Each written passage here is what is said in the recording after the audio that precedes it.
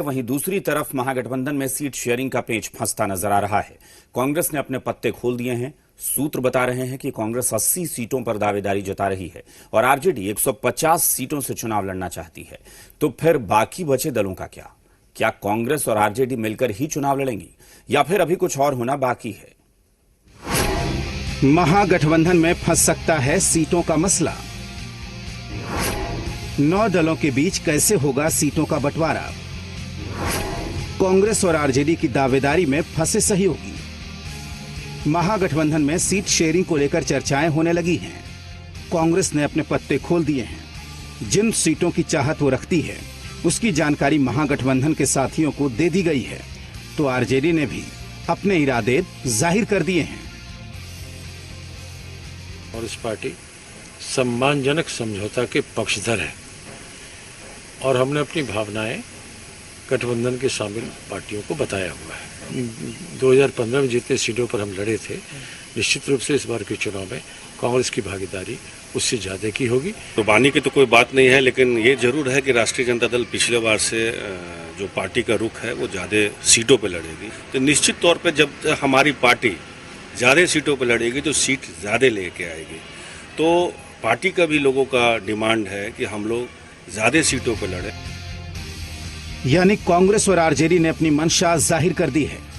तो फिर साथियों का क्या होगा? महागठबंधन ने अपना दायरा बढ़ाया है।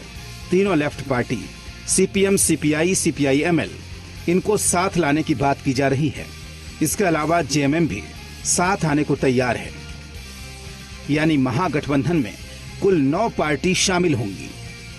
और सूत्र बता रहे हैं कि 9 पार्टी में कांग्रेस ने 80 सीट पर चुनाव लड़ने की इच्छा जाहिर की है, तो आरजेडी ने 150 सीट पर अपनी दावेदारी जताई है।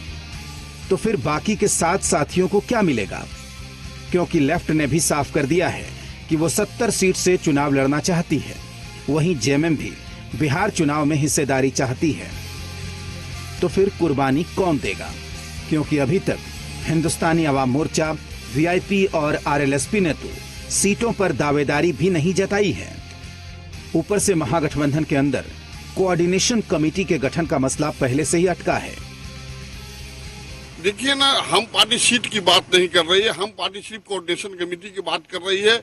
हमारे राष्ट्रीय प्रमुख ने कहा है कि सीट कोई मायने नहीं रखता है, सबसे पहले कोऑर्डिनेशन कमेटी बने। कोऑर्डिनेशन कमेटी बनने के बाद हम लोग सीट जो भी कम बेस होगा आपस में तय कर लेंगे। बिहार विधानसभा में कुल 243 सीट है और इन्हीं सीटों पर बंटवारा करना है। लेकिन कांग्रेस और आरजेडी ने जो दावेदारी जताई है उससे लगता नहीं है कि सीट बंटवारा ठीक से होगा।